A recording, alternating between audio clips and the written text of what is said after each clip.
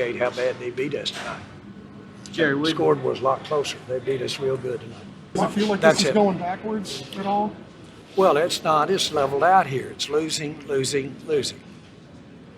So I'm not trying to be funny here, but the point is that we've got to win a football game. I don't care what the standings are, what the numbers are. I haven't seen this demonstrative on the sidelines in a while. Yeah, I mean, did you see the game? You know, I mean, you're just trying to get something going, you know, played a lot of football. I realize this opportunity is rare for all of us, you know, to be sitting here 13 weeks in and still have a chance to win this division, you know. I mean, just trying to get it going, you know, get it guys going. I believe in this group. I believe in this team wholeheartedly.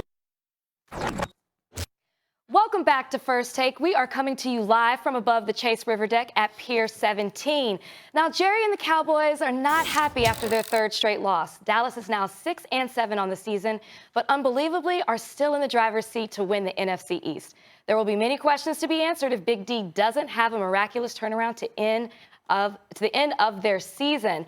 Now joining us is Damien Woody. Damien, I knew you would come through. I know they tried to call you out. I knew you'd come in to join us in the studio. Big boy like that shouldn't be hard to find. That's all I'm trying to say. Stephen A. Listen, I'm going to say this right now, okay? I'm not in the mood to put up with Stephen A's foolishness this morning, all right? I saw him on Get Up with that mess. Now you coming on First Take. You was probably laughing all last night, waiting to come at my neck this morning. But I'm not in the mood for it right now. Did you all hear? right? Did you I'm hear not the in music? the mood for it right Did you now. hear the music that I was playing that I posted with my video? Yeah, I'm getting tired of you. I'm getting tired of you posting these videos. Hold on, you ever saw Pulp Fiction? You remember that scene with Ving Rhames talking to Bruce Willis off the Al Green music, Let's Stay Together? That's what I was playing. I know they couldn't play it over the airways, but that's what I was playing. I think you gonna find when all this is over and done. You remember that? Remember that? That's what I was playing for you. I figured you'd appreciate the music like that. I really did. I thought it was a nice touch. Whether good or bad or happy or sad. That's right. Okay. You know, I can't stand you right now. I really can't stand you right now. Man, I'm trying to tell you, I don't know why on earth you would pick the Cowboys to go to the Super Bowl. What the hell is wrong with you? Jason Garrett as the head coach. What the hell is wrong with you? Because he had Bill Belichick as a head coach. Stephen A., what will Jerry Jones regret most after this season? What will he regret, Mom? What will he regret the most? Keeping Jason Garrett. I mean, this is not hard. This is not hard. I mean, listen, y'all. I'm going to tell you this, too. And let me say this. The quick answer is keeping Jason Garrett. And listen, in all seriousness, look, you take no joy in calling for somebody to be fired. That's not something we like to do here. But my biggest thing is why I seem to lack such compassion when talking about those subjects. It's not just because I can't stand Cowboy fans. But the bigger, more serious reason is that you are in a profession where your opportunity denies the opportunity to so many others. And I believe that it is a privilege to be, if it's a privilege, Damien, if it's a privilege, Max, to play in the NFL, why is it not a privilege to coach in the NFL? There are 1,600 plus players that play in the NFL, and we constantly tell them how they should feel privileged to play in the NFL. Why can't we say that about a head coach when there's only 32 of those jobs? This man has had 10 years at the helm. This is his 10th season, 9 full years, and he will have made the playoffs 3 times. Oh, by the way, Four after this year. 4 years. He's only won 2 playoff games. 2 playoff games in 9 years. Come on, y'all. At some point in time, we have a license to point that out. And I would like to say this because I saw Jason Witten. Obviously, we get to know Jason Witten a little bit because he did Monday Night Football for us last year. Let me just say this and end this with saying this about Jason Witten. You've been around a long time, bro. You class personified. As far as I'm concerned, Jason Witten is a future Hall of Famer. He's a beautiful dude.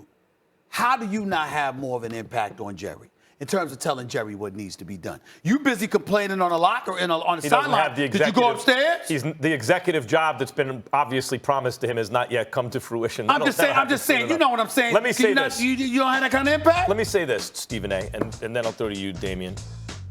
And I'm serious. I'm talking directly to Jerry Jones now. Everyone likes Jerry Jones. You never hear anyone say something bad about him. And Jerry, as Stephen A. would say, put that camera on me. Yeah. I want to address Jerry Jones directly. Jerry, just take this into consideration. Obviously, Jason Garrett was the big mistake going into this year. Take this into consideration. You were like a bat out of hell when you bought the Cowboys and you won championships and you ushered in the era of the salary cap, and you haven't been able to figure it out since, really. You got rid of Jimmy Johnson. Bill Parcells didn't last. You want to identify the coach that he's fealty to you, right? And you have a big ego, and that's fine. It's hard to tell a billionaire suddenly, like, the way you're doing it is wrong. It's worked out pretty good in his life so far. But let me just say this. There are parallels between you and George Steinbrenner. Steinbrenner bought the Yankees, outspent everyone, and then lost his way. And his ego got out of control. And it wasn't until he started losing it that the Yankees got great again. Do you want to wait until you start losing it, and that forces you to take a step back, and then the Cowboys get great again? Or do you want to be the reason, in terms of really talking to your ego, do you want to be the reason the Cowboys get great again? Because the irony is, in order for that to happen and for you to satisfy your ego that way, you're going to have to take a step back now, before you're forced to. That is the biggest and best thing you can do for your Dallas Cowboys. The reason Jason Garrett is still the head coach, guys, and that is clearly Jerry Jones' number one mistake here, that's just a symptom. The issue is Jerry wants to be the star of the show. Jerry Jones, the way to do that is by taking a step back, taking your hands off, letting your football people do their jobs. Identify a great head coach, put him in place. He's going to get the credit, and that's how you'll win. Damian, what's your take on that one? Listen, I feel like Jerry Jones fostering a culture of a lack of accountability with the Dallas Cowboys. How many times on this show have we talked about the personnel of the Dallas Cowboys?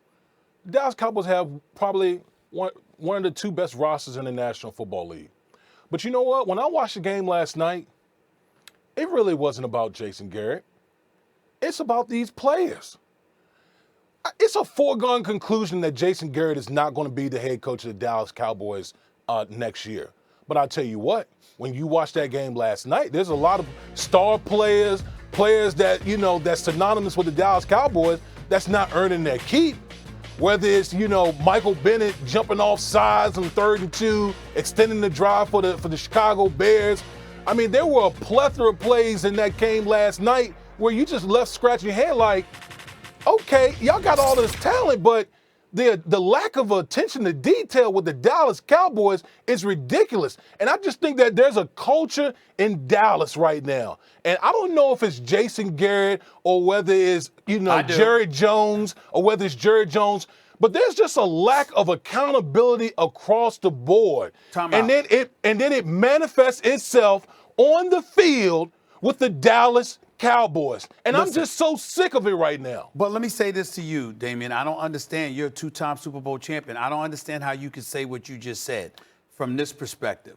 Yes, it's the players, but if you are able to point to a lack of attention to detail, come on, man, that comes back to coaching.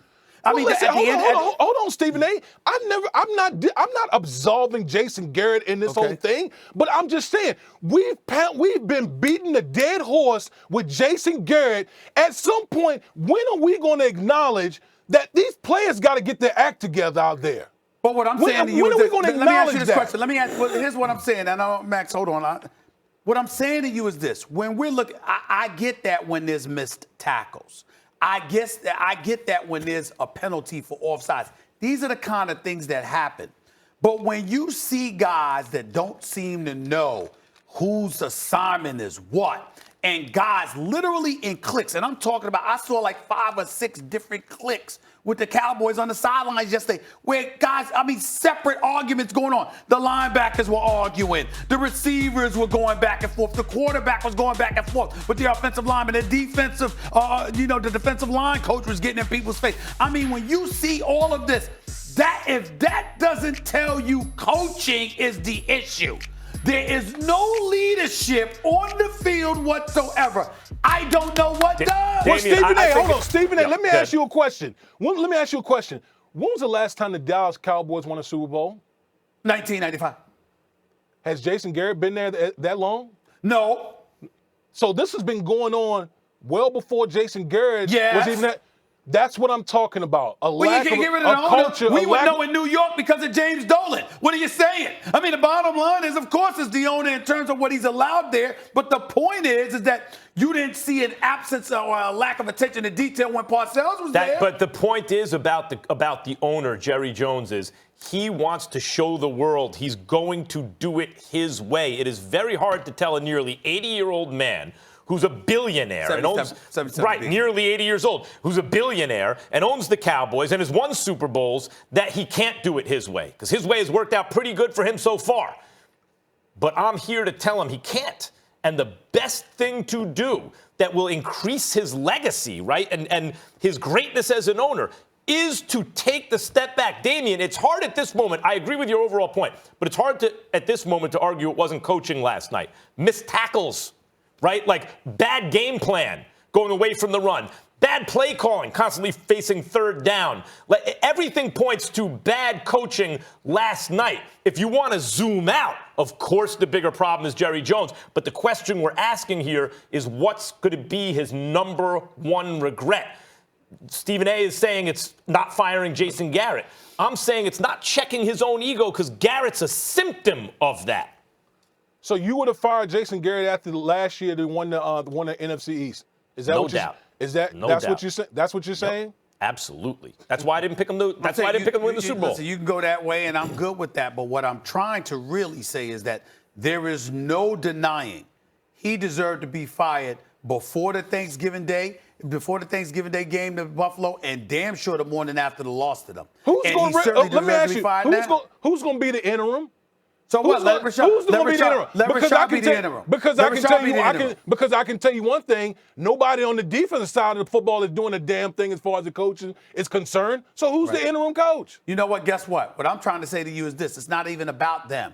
It's about what kind of message you're sending by getting rid of Garrett. In other words, you've reached a point where your affection and affinity for a particular individual will no longer compromise your business judgment. We know we're going to move in a direction after this season is over. But right now, I'm sending a message. I'm tired of the feelings and the emotion, and I'm going to go to the direction of doing good business and making good business decisions. That's what I'm saying. All right, Damian's going to stay with us because we have more debate to come. Coming up next, will Tom Brady need a stellar performance to beat Patrick Mahomes and the Chiefs in Foxborough? Plus, which team is in danger of getting its first loss of the season, the LSU Tigers or the Ohio State Buckeyes? We will ask our friend Tim Tebow coming up next.